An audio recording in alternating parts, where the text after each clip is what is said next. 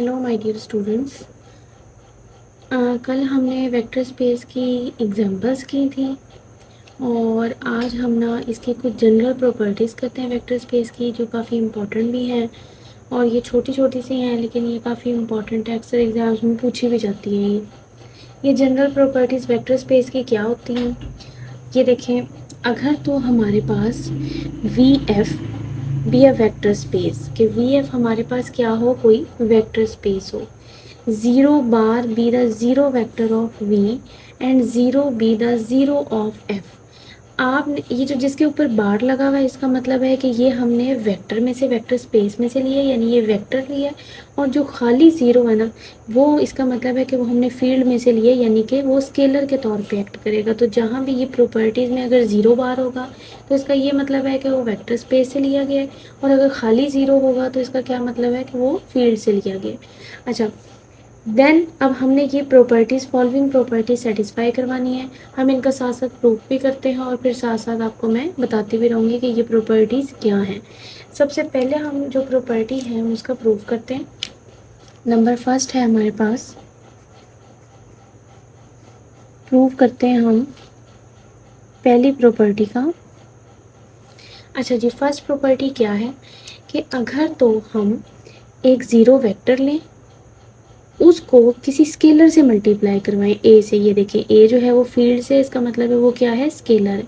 अगर तो हम ज़ीरो वेक्टर को किसी स्केलर से मल्टीप्लाई करवाएं तो वो कहते हैं कि दोबारा से आंसर क्या आ जाता है, ज़ीरो वेक्टर ही आ जाता है।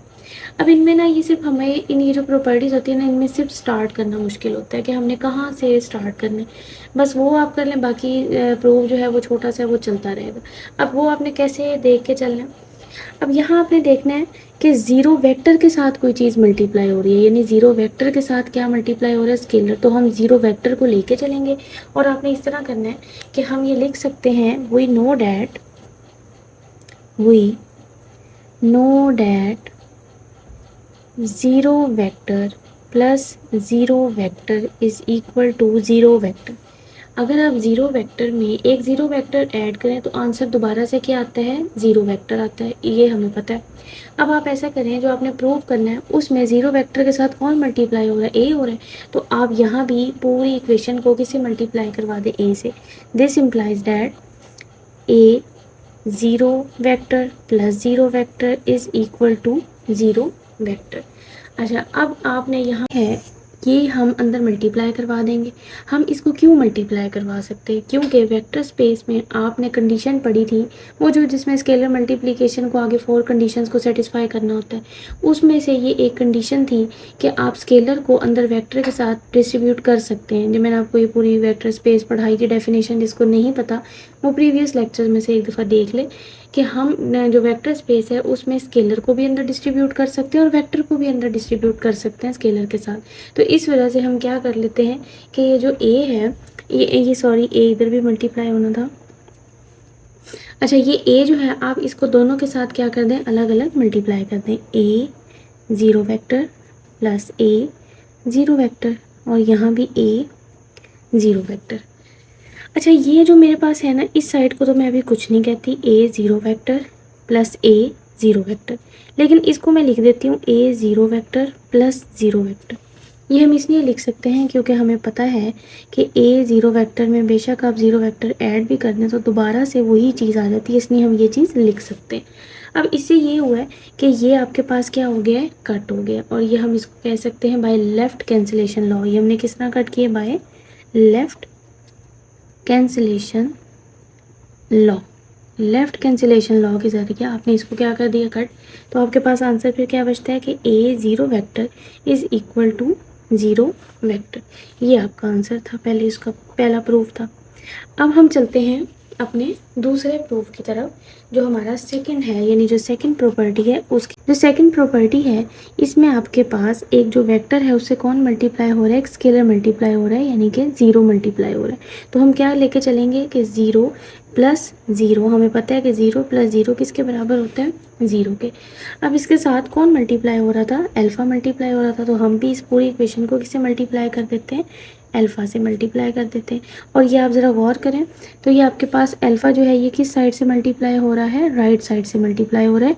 तो हम यहाँ भी दोनों साइडों पे कहाँ से मल्टीप्लाई करेंगे, राइट साइड से मल्टीप्लाई करेंगे।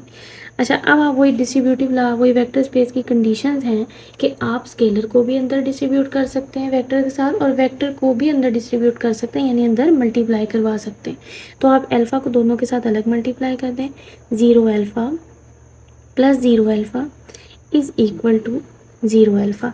अगेन जैसे हमने ऊपर किया था, 0 अल्फ़ा प्लस 0 अल्फ़ा, इसको लिख सकते हैं 0 अल्फ़ा प्लस 0 वेक्टर, क्योंकि 0 अल्फ़ा में प्लस 0 वेक्टर कर भी देते हैं तो वो दोबारा से वही आएगा।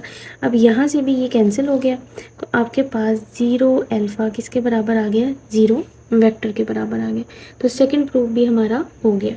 अब हम अपने चलते हैं थर्ड प्रूफ की तरफ। थर्ड में आपने क्या प्रूफ करना था, ये थर्ड में आपने प्रूफ करना है कि अगर हम a को मल्टीप्लाई करवाएं माइनस अल्फ़ा से, ये हमें लिख लेती हूँ कि अगर हम a को मल्टीप्लाई करवाएं माइनस अल्फ़ा के साथ तो ये किसके बराबर होता है, माइनस a अल्फ़ा। और यहाँ अगर आप गौर करें तो आपका जो a है वो फील्ड का मेंबर है और अल्फ़ा कहाँ से लिया गया है, वेक्टर से।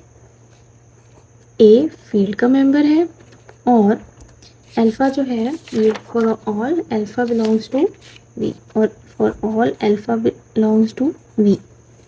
अच्छा जी, अब ये हमने किस तरह लेके चलना है। अब यहाँ भी देखें, अगर आप गौर करें तो माइनस अल्फ़ा इसके साथ कौन मल्टीप्लाई हो रहा है, ए मल्टीप्लाई हो रहा है। तो हम ऐसा करेंगे, हम ये माइनस अल्फ़ा को लेके चलते हैं। और लेके कैसे चलेंगे, आपने इस तरह करना है, आपको ये रिजल्ट पता ही है कि अल्फ़ा प्लस माइनस अल्फ़ा ये चीज़ किसके बराबर है, 0 वेक्टर की। अल्फ़ा और प्लस का अल्फ़ा माइनस का अल्फ़ा कैंसिल हो जाएगा और एक 0 वेक्टर आ जाएगा। तो हमें इस चीज़ का पता है कि हमारे पास ये अल्फ़ा, ये इसका प्रूफ है कि अल्फ़ा प्लस माइनस अल्फ़ा किसके बराबर है, 0 वेक्टर के। अब जैसे मैंने आपको कहा जो आपने प्रूफ करना है उसमें माइनस अल्फ़ा के साथ कौन मल्टीप्लाई हो रहा है, ए हो रहा है। तो आप भी इस पूरी इक्वेशन के साथ ए को क्या कर दें, मल्टीप्लाई।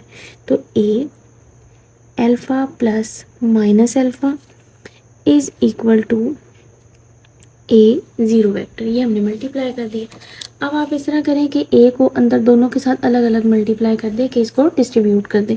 तो ये आपके पास क्या बनेगा, a alpha plus a minus alpha is equal to, अच्छा इसको भी ना मैं लिख देती हूँ ए 0 वेक्टर को 0 वेक्टर। अच्छा ये मैंने क्यों लिखा है, आप अभी ये प्रूफ करके आए हैं प्रूफ नंबर 1 में कि अगर आप किसी भी 0 वेक्टर को स्केलर से मल्टीप्लाई करवाएं तो आंसर क्या आता है, 0 वेक्टर आता है।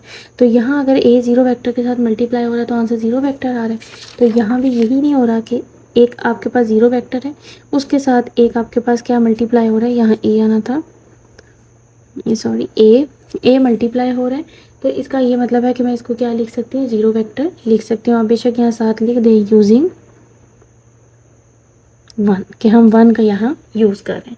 अच्छा फिर अब आपने यहाँ, मैं अपनी तरफ से ना इस इक्वेशन में माइनस ए अल्फ़ा को दोनों साइडों पे माइनस ए अल्फ़ा कर रही हूँ क्योंकि हम कर सकते हैं। तो हम इस तरह करते हैं, माइनस ए अल्फ़ा मैंने इधर भी किया, बाकी चीज़ को कुछ ना कहा, और माइनस ए अल्फ़ा मैंने इस साइड पे भी किया, यानी दोनों साइडों पे मैंने माइनस ए अल्फ़ा कर दिया। अब ये वाली जो चीज़ है ये माइनस का ए अल्फ़ा प्लस का ए अल्फ़ा, ये आपके पास क्या बन जाएगा, 0 वेक्टर बन जाएगा। बाकी ए माइनस अल्फ़ा रहा वैसे का वैसे। यहाँ भी आपको पता है कि अगर माइनस ए अल्फ़ा यानी किसी भी टर्म में 0 वेक्टर ऐड हो रहा होता है तो वो चीज़ वैसी की वैसी आ जाती है। तो यहाँ ये माइनस ए अल्फ़ा वैसे का वैसे, और यहाँ भी वही रिजल्ट निकलेगा कि 0 वेक्टर किसी में भी ऐड होता है तो वो चीज़ वैसी आ जाती है। तो a minus alpha is equal to minus a alpha. ये देखें, यही नहीं प्रूफ करना था हमने, ये प्रूफ हो गया। अच्छा उसके बाद हम चलते हैं अपनी फोर्थ प्रॉपर्टी की तरफ। जो फोर्थ हमने प्रूफ करनी है वो हमारे पास है,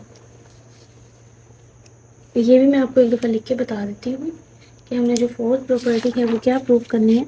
यहाँ अब माइनस ए को अल्फ़ा से मल्टीप्लाई करवाना है तो वो भी बराबर होगा माइनस ए अल्फ़ा के।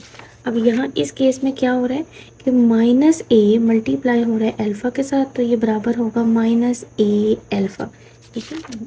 और यहाँ आपके पास जो अल्फ़ा ए है वो एफ से बिलोंग करता है, फील्ड से, और अल्फ़ा किसका मेंबर है, वेक्टर का। तो यहाँ क्या होगा, for all A belongs to F and for all alpha belongs to V. इसके प्रूफ की तरफ चलते हैं। अब यहाँ हमने कैसे स्टार्ट करना है, अब अगर ज़रा गौर करें तो यहाँ माइनस ए यानी कि एक जो स्केलर है उसके साथ एक वेक्टर मल्टीप्लाई हो रहा है, तो फिर हम स्केलर को लेके चलेंगे। स्केलर के साथ वेक्टर मल्टीप्लाई हो रहा है तो स्केलर को लेके चलेंगे, वेक्टर के साथ स्केलर मल्टीप्लाई हो रहा है तो हम किसको लेके चलेंगे, वेक्टर को लेके चलेंगे। अब यहाँ आप रिजल्ट लेके चलें कि आपको पता है ए प्लस माइनस ए वो किसके बराबर होता है, वो 0 के बराबर होता है। यहाँ अब माइनस ए के साथ कौन मल्टीप्लाई हो रहा है, अल्फ़ा, तो आप भी दोनों साइडों पर किससे मल्टीप्लाई कर दें, अल्फ़ा से, और करें भी राइट साइड से, क्योंकि राइट साइड से मल्टीप्लाई हो रहा है 0 और अल्फ़ा। अल्फ़ा को आप अलग अलग दोनों के साथ डिस्ट्रीब्यूट कर दें, यानी अलग अलग मल्टीप्लाई कर दें। तो हम ऐसा करते हैं a alpha plus minus a alpha is equal to, यहाँ भी मैं उसका यूज़ कर रही हूँ ये वाली सेकंड प्रॉपर्टी का, कि अगर 0 के साथ अल्फ़ा मल्टीप्लाई हो रहा है तो आपके पास आंसर क्या आता है, 0 वेक्टर आता है। तो यहाँ भी अगर 0 के साथ अल्फ़ा मल्टीप्लाई हो रहा है तो यहाँ मैं क्या लिख सकती हूँ, 0 वेक्टर बेशक लिख दें बाय यूजिंग 2, कि हम यहाँ किसका इस्तेमाल कर रहे हैं, 2 का इस्तेमाल कर रहे हैं। जैसे हमने प्रीवियस में किया था, दोनों साइडों पर आप माइनस ए अल्फ़ा कर दें, minus a alpha plus a alpha plus minus a alpha is equal to minus a alpha और प्लस 0 वेक्टर। यहाँ ये जो चीज़ है ये मिलके 0 वेक्टर बना देती है, plus minus a alpha is equal to, अगर 0 किसी में भी ऐड होता है तो वो चीज़ वैसी की वैसी आ जाती है, तो माइनस ए अल्फ़ा वैसे का वैसे। यहाँ भी 0 वेक्टर किसी में भी ऐड होगा तो वो चीज़ वैसी की वैसी आ जाएगी, तो माइनस ए अल्फ़ा।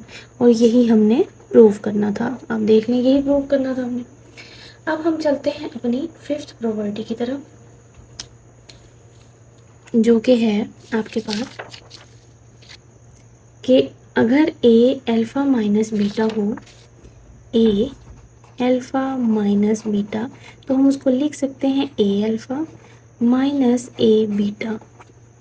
और यहाँ भी जो आपके पास ए है वो एफ से बिलोंग करता है, अल्फ़ा बीटा किसके मेंबर हैं, वेक्टर के मेंबर हैं। यहाँ आपका for all A belongs to F and for all alpha beta belongs to V. हम इसके प्रूफ की तरफ चलते हैं। ऐसा करते हैं, हम इसकी लेफ्ट हैंड साइड लेके चलते हैं ए अल्फ़ा माइनस बीटा, और इसको ना मैं इस तरह करके लिख रही हूँ, अल्फ़ा प्लस माइनस बीटा। ये मैंने क्यों लिखा है, आप सारे ऐसे करना कि वेक्टर स्पेस की जो मैंने आपको डेफिनेशन पढ़ाई थी ना, और उसमें वो जो सारी कंडीशंस पढ़ाई थी, जो स्केलर मल्टीप्लिकेशन के साथ जो 4 कंडीशंस थी, आप अगर उसमें देखना तो उन कंडीशंस में अगर जो बाहर स्केलर है वो अगर वेक्टर के साथ मल्टीप्लाई हो रहा है ना, यानी डिस्ट्रीब्यूट हो रहा है, तो उनके दरमियान में प्लस है। माइनस के साथ ये चीज़ सेटिस्फाई नहीं करती, लेकिन प्लस के साथ ये चीज़ करती है, यानी कि अगर दरमियान में प्लस था ना, तो फिर हम क्या करते थे कि वो जो स्केलर है उसको वेक्टर के साथ अलग अलग क्या कर देते थे, मल्टीप्लाई। आप ऐसा करना पिछले लेक्चर में, आप वो वेक्टर स्पेस की डेफिनेशन को एक दफ़ा देख लें। इस वजह से मैंने क्या किया है, इस माइनस बी को बीटा को मैंने प्लस करके और माइनस बीटा इस तरह, यानी दरमियान में मैंने क्या लिख लिया, प्लस, ताकि मैं वेक्टर स्पेस की डेफिनेशन का इस्तेमाल कर सकूं और ए को अंदर दोनों के साथ अलग अलग मल्टीप्लाई कर सकूं। अब मैं यहाँ ऐसा करती हूँ, ए को अलग अलग क्या कर देती हूँ, मल्टीप्लाई। तो a alpha plus a minus beta, A alpha, यहाँ मैं किसका यूज़ करूँगी, अभी हम ये थर्ड में पढ़ के आए हैं कि अगर तो हमारे पास एक स्केलर एक वेक्टर के साथ मल्टीप्लाई हो रहा है माइनस ए अल्फ़ा के साथ, तो वो माइनस क्या आ जाता है, बाहर आ जाता है, और हम उसको लिख सकते हैं ए अल्फ़ा। तो यहाँ भी यही हो रहा है कि एक स्केलर एक वेक्टर माइनस वेक्टर के साथ मल्टीप्लाई हो रहा है, तो उसका माइनस किधर आ जाएगा, बाहर। तो यहाँ मैं लिख सकती हूँ माइनस ए बीटा, और यहाँ बेशक लिख लें बाय 3। तो यही हमने प्रूव करना था, ये आपने प्रूफ हो गया आपका कि a alpha minus beta is equal to a alpha minus a beta. अब हम चलते हैं अपने लास्ट प्रूफ की तरफ।